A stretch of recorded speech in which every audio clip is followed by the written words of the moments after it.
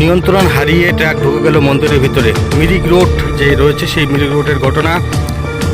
পাথরঘাটা অঞ্চলের যে মিরিক রোড যে হাইওয়ে রয়েছে সেখানে যে গোয়েল মোড়, সেই গোয়েল মোড়ের পাশে যে একটি কালী মন্দির, সেই কালী মন্দিরের ট্রাক নিয়ন্ত্রণ হারিয়ে ঢুকে গেল এবং ক্ষয়ক্ষতি তেমন কিছু না হলেও কিন্তু সেখানে একটি নলকূপ রয়েছে, সেই নলকূপ এবং একটি লাইট পোস্ট ভেঙে গিয়ে মন্দিরের ভিতরে সোজা গিয়ে ধাক্কা মারে সেই ট্রাকটি। দেখছেন সেই চিত্র শিলিগুড়ি ডেইলি নিউজের পর্দায়।